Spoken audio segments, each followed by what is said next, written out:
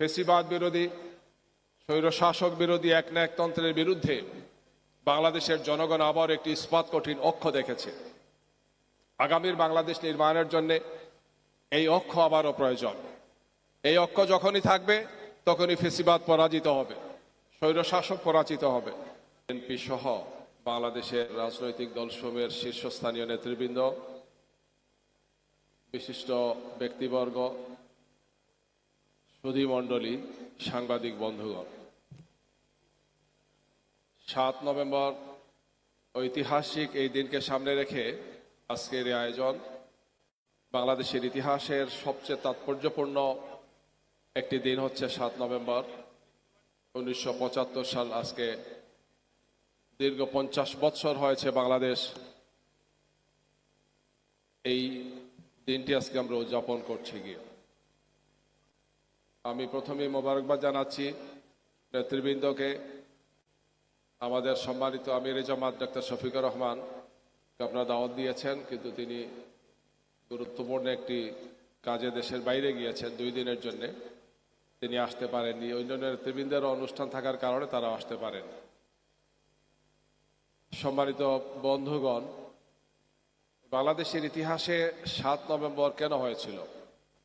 আমরা জানি যে আমাদের স্বাধীনতার পর যে সরকারটি ক্ষমতায় ছিলেন 3.5 বছর বা 4 বছর, তাদের সীমাহীন অত্যাচার, নির্যাতন আর জুলুম এই জাতিকে একটি ভয়ঙ্কর পরিস্থিতির দিকে ঠেলে দিয়েছিল, যার ফলশ্রুতিতে বাংলাদেশের সিপাহী জনতার এই অভ্যুত্থানটা হয়েছিল। মধ্য 75-এর ঘটনার পর এই ঘটনাটা ঘটেছে। একটি অস্থিতিশীল সময়ের মধ্যে দিয়ে আমরা গিয়ে 7 নভেম্বর হয়েছিল। 7 নভেম্বর আমাদেরকে ঐক্যবদ্ধ হতে শিখিয়েছিল, যেখানে জনগণ রাজপথে নেমে এসেছিল, সেনাবাহিনীর সাথে, সৈনিকদের সাথে সাধারণ মানুষ একাত্মতা ঘোষণা করেছিল। ঢাকার রাজপথ তখন নারায়ে তাকবীর, আল্লাহু আকবার এই স্লোগানে মুখরিত হয়েছিল। বাংলাদেশের ইতিহাসের স্বাধীনতা পরবর্তী সময় এটি ছিল সবচেয়ে বড় ঐক্যের জায়গা,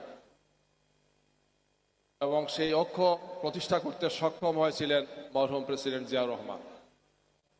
তিনি অসাধারণ ঐতিহাসিক দায়িত্ব পালন করেছেন, যার ফলশ্রুতিতে বাংলাদেশ একটি গভীর সংকট থেকে মুক্তি পেয়েছিল। বাংলাদেশ গণতান্ত্রিক প্রক্রিয়া আবার ফিরে এসেছিল।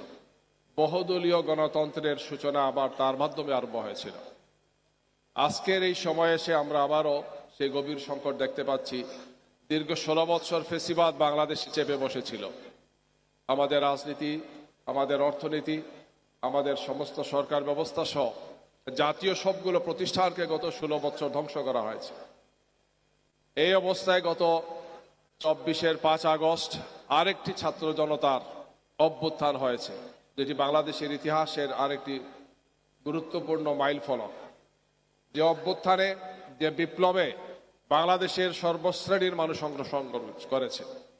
দীর্ঘ 16 বছর আমরা ফেসিবাদের বিরুদ্ধে যুদ্ধ করেছি, আন্দোলন করেছি, সংগ্রাম করেছি, যার চূড়ান্ত পরিণাম হয়েছে 5 আগস্ট 2024-এ এসে।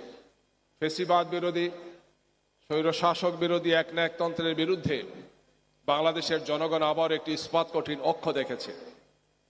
আগামীর বাংলাদেশ নির্মাণের জন্য এই অক্ষ আবারও প্রয়োজন। এই অক্ষ যখনই থাকবে তখনই ফেসিবাদ পরাজিত হবে, স্বৈরশাসক পরাজিত হবে।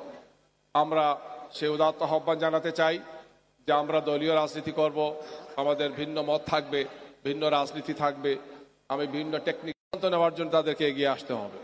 আমাদের মধ্যে যদি বিভেদ থাকে, আমাদের মধ্যে যদি মতবিরোধ বা মতপার্থক্যটা একটি বড় ধরনের বৈরিতা রূপ লাভ করে, তাহলে ফেসিবাদ আবার মাথা চাড়া দেবে। আমি আহ্বান জানাবো আজকের এই দিনে আমরা আবারও ঐক্যবদ্ধ হই, আমরা ঐক্যবদ্ধ থাকি, একটি ঐক্যবদ্ধ জাতি আমরা উপহার দিই। আগামীর বাংলাদেশ 2026-এর ফেব্রুয়ারিতে নির্বাচনের জন্য পুরো জাতি উন্মুখ হয়ে বসে আছে। দীর্ঘ 3টি নির্বাচন এই জাতি অংশগ্রহণ করতে পারেনি। বিনা ভোটে নির্বাচন, রাতের অন্ধকারে নির্বাচন, আর আমিয়ার ডামি নির্বাচনের পরে আগামী নির্বাচন জাতির সবচেয়ে গুরুত্বপূর্ণ বিষয়।